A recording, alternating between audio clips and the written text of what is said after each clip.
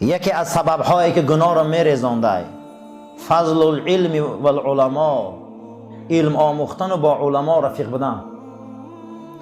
حدیث ابی موسی روایت کرده است. روایت کننده حدیث در مجموعه الزوائد روایت طبرانی از موسی ابن عبیده آمده بوده است. جناب پیغمبر گفتند روز قیامت بنده ها را خدا میخوانه، ثم میز العلماء، بعد از علماء ها را جدا میکنه، میگه ای گروه علما، علم ضایع نکرده، مردم در رسانده، حق گفته، ای عذابم خلاص خورده، امروز در نامه اعمالتان مهر میزنم که گناه نداره.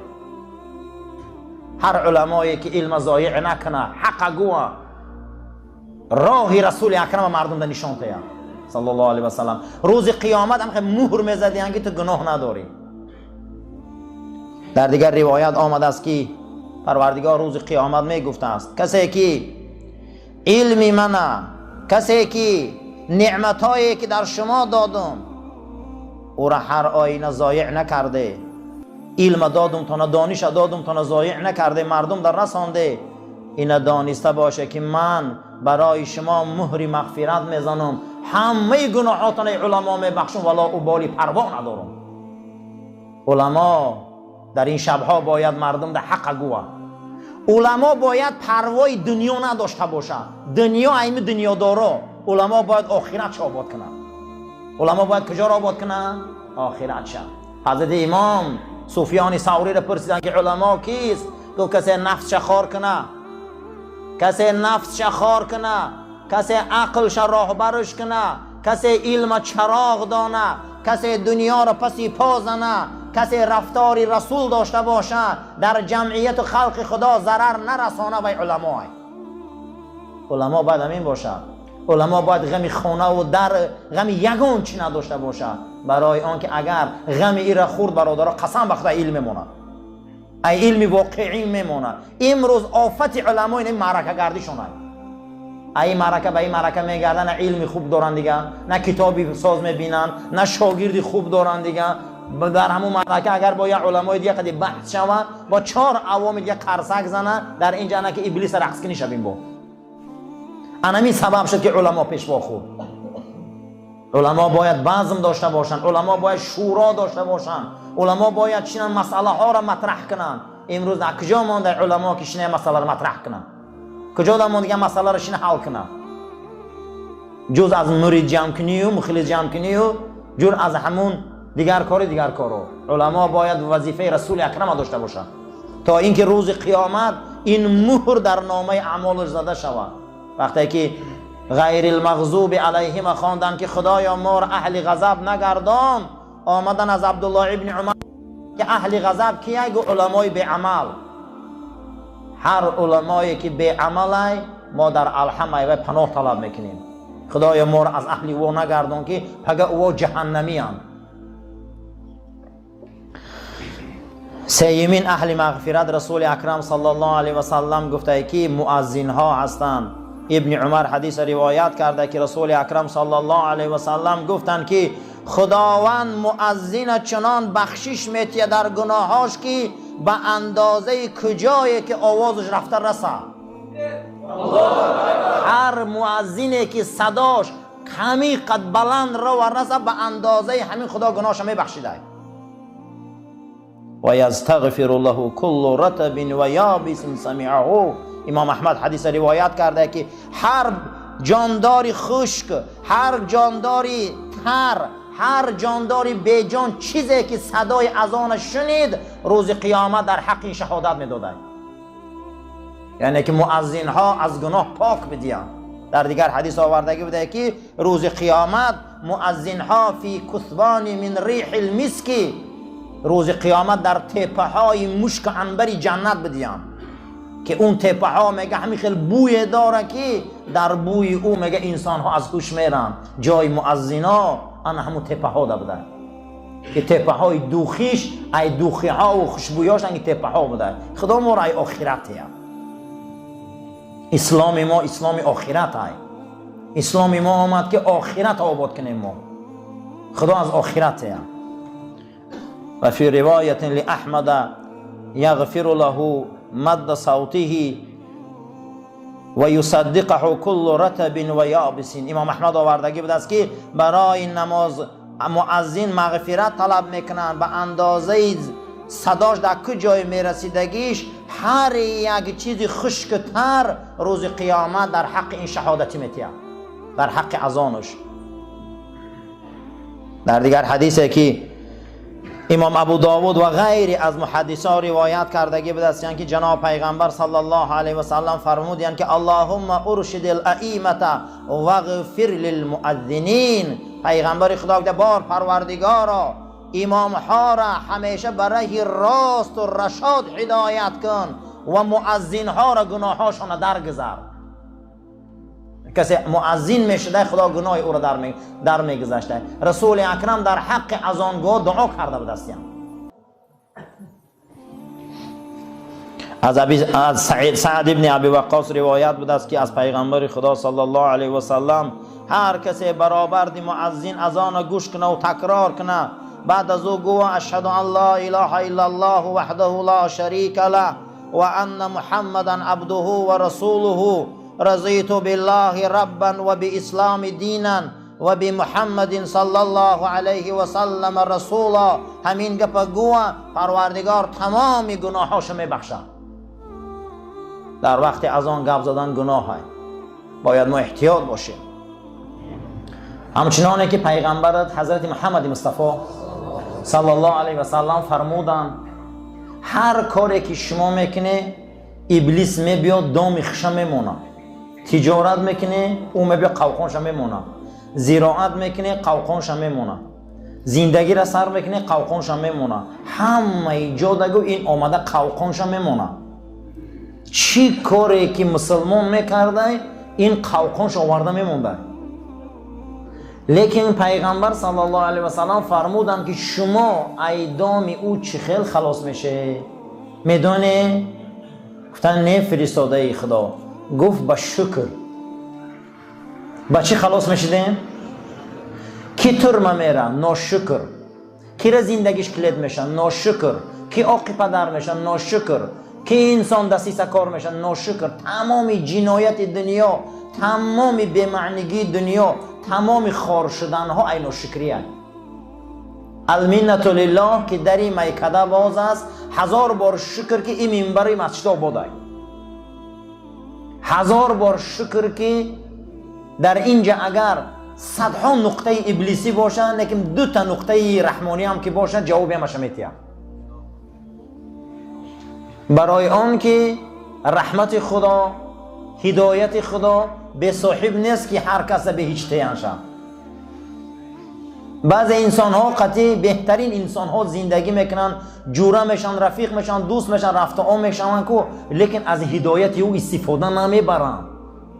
هدایت به صاحب نیست. هدایت به صاحب نیست. علما قد بسیار انسان ها رفیقن لیکن هیچ نمیآموزن.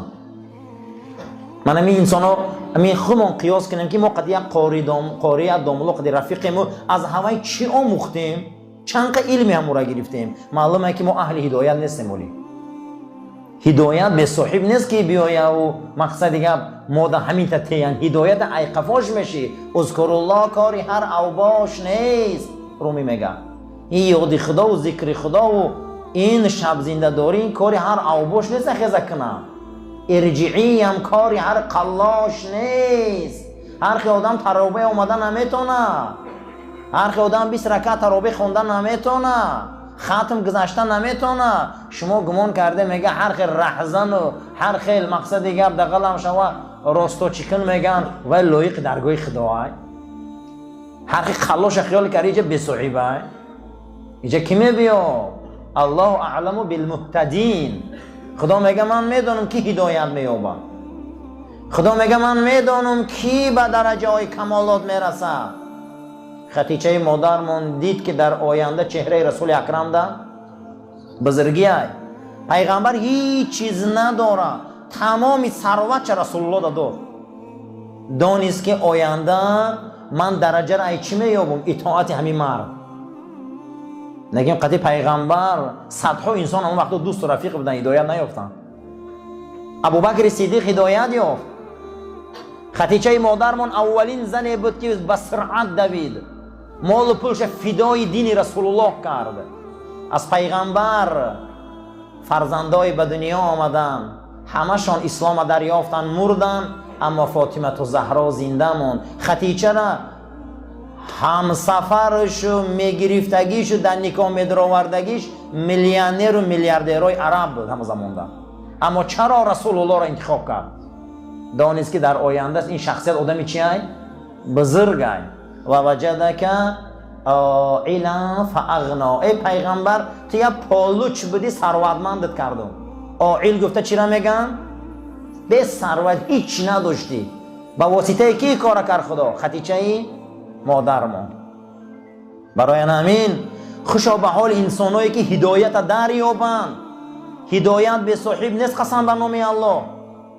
ایخه گمان نکنیم که هدایت به صاحب نصیب همه میشوه. پیغمبر دیدن گفتن این دروغگو ای، پیغمبر دیدن گفتن این شاعر ای، پیغمبر دیدن گفتن این جن زده و شیطان زده ای، پیغمبر دیدن چی گپایی در حقش نگفتن، معلم و مجنون، گفتن یه معلمی دیوانه ای. هرخی انسان هدایت نمیابه برادر. هدایت این آسان نیست، هدایت شوخی نیست. هدایت خداوند میبینه که کدام روح و قلب هدایت میابن، امو را میگیره میبیارن. برای همین این شبها شبهای هدایت های، این شبها شبهای توفیق های. تا هدایت ای قفاش نشوه ما ده هدایت نمیتیه خدا. ایرا نغز دانیم هدایت ای قفاش میشه به هدایتت میتیه. همین روز توبهگاه کار نکردی راست شگوی یگون کس یگون چی میتیه مونا؟ همین روز توبهگاه کار میکنی به 1000 روبل کار میکنی یا 2000 یا 3000، خیلی با کلونش تا 100,000 هم کار میکنه. برای همین ای قفای کار میشی، ای قفای هدایت میشی، میبیایی ترابه را میخونی. این زمزمه های قرآن رنگ قیراق ای، رنگ نجدک ای، رنگ ریگ ای. دیل ساهیش دادن میگیره، ساهیش دادن میگیره، زنگا ریختن میگیره، ریختن میگیره. آستانسه این چشم آب میبیا، آستانسه این چشما نم میبیا، گریه میکنه آدم. چی با؟ برای که قرآن میشوه او را. برای همین المنت لله که دری میکده بازر 1000 بار شکر میگه حافظ که دروازه هویه. تمام قوقان های ابلیس ما با شکر میشکنیم. شکر، شکر برادر، شکر چیزی بزرگه. شمس الدین ذهبی میبیاره که شکر چیست؟ گفته هر چیز در جاش صرف کن شکرای. دست باید کاری خود کنه، چشم باید کاری خود کنه، زبان باید کاری خود کنه، پا باید کاری خود کنه، مرد باید کاری خود کنه، بچه باید کاری خود کنه. هر کس کاری خود کنه قسم به خدا شکر بجا آورده. بزرگترین شکر این نماز ای. ای همه شکری بزرگ چی بوده است؟ این نماز. قسم به نام الله این شکر زبانی 5 درجه شکر ای. ای همه شکر بزرگ این شکر باطنی ای که در این قفس سینه ای را قلب میگن. ما در درون این ایمان خدا و حضرت محمد مصطفی را داریم. این شوخی نیست قسم به خدا. این بزرگترین شکر ای که ما موحدیم. بعد این از همه شکر بزرگ این شکر عمل ای. کسی امروز یک رمضانی را یک پیاله آب داد، یک دانه نان داد، دستش گرفت، هزارها هزار مشکلات امروز برادرها دارن. حتی پیامبر گفت بین خودتان و بین جهنم به واسطه نیم دانه خرما هم باشه دیوار کنه. این چنین نیم دانه خرما هم باشه بته که بین شما و جهنم محکم شود. این هم شکره. شکرها زیادن. خوشا به حال انسانی شکرها رو فهمه. شبهای مغفرت ای. یکی از دیگر مغفرت ها حدیث ابن عباس روایت میکنه. راوی حدیث در کتاب امام احمد بده، ترمذی بده است. حدیث از معاذ ابن جبل هم آوردگی بدیان، از عبدالرحمن ابن عایشه. حضرت محمد مصطفی صلی الله علیه و سلم فرمودند اتانی لیلة آت من ربی عز وجل. شب از جانب خدا پیش من آمدن. سبحان الله. از جانب خدا مهمانا پیش رسول اکرم می اومدن. ملائکه آسمانی پیش من آمدن.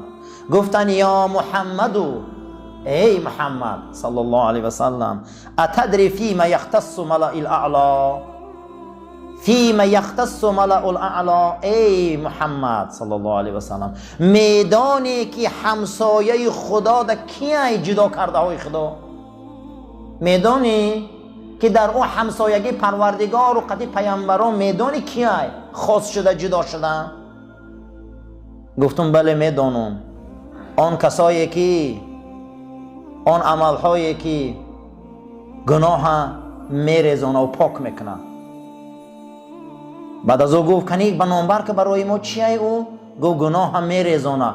گو گناه چی میریزونه؟ گو کسی نمازی جماعت میبیا، کسی نمازی جماعت می آمده گناهاش میریخته همسایه الله بوده. برای همین یکمین چیزی که ما را همسایه الله میکنه 5 وقت نماز در مسجد خواندن است. اگر مجبورم که باشیم در دیگر جاها هیچ گپ ندارد از ضرورت، لیکن آدمی آزاد باید در مسجد خونه. یه وقت یافتی مسجد بیا، اگر خیلی کار باشه حرکت باشه همون جدم کوشش کنه که 2 کس 3 کس جماعت خانی ثواب دریابه. 3 کس جماعت میشه و همون جدم باشه کجای ده باشه، نباشه تنها خانه همون 1 ثواب میگیره. دویمش چیه؟ گو ای محمد صلی الله علیه و سلم گو اسباغ الوضوء فی صبرات، در این 5 وقت نماز خنکی و وزبینی ها اینها طهارت میکنن به پرگی. کسی این طهارت میکرده است، کسی این طهارت برای نمازاش میکرده، کسی برای نماز طهارت میکنه بدنش پاک میکرده، با این آب طهارت بدنش شستشو میکنه و پاک میکنه برای ادای نماز، این همسایه خدا بوده. فردا در ملأ اعلا همسایه رسول اکرم بوده. این گناه را میرزونه. سیون گفت چیه؟ گفت انتظار الصلاة بعد الصلاة. کسی بامداد میخونه غمی پیشینش میخوره، کسی پیشین میخونه غمی عصرش میخوره، کسی عصر میخونه غمی شامش میخوره که در کجا اداش کنم این انسان در بدنش گناه نمیمونه همسایه الله های. این شبهای کفارت گناه های. بعد از او جناب پیغمبر صلی الله علیه و سلم پرسیدم یا محمد صلی الله علیه و سلم چی گفتنی؟ گو و من حافظ علیهن عاش بخیر، کسی همه گفتگی هم قد زندگی کنه خوب زندگی مسلمانی کرده زمین ده. و من مات بخیر، کسی را به همین عمل منحش بندن مسلمان مرده. و کان من ذنوبه که یوم ولدته امه، اگر به همین عمل مره از گناه چنان پاک شده که نو از مادر به دنیا آمده. حدیث امام ترمذی روایت کرده. اللهم ربنا آتنا فی الدنیا حسنة و فی الآخرة حسنة و قنا عذاب النار و صلی الله تعالی خیر خلق محمد و علی اصحاب الاجمعین آمین یا رب العالمین.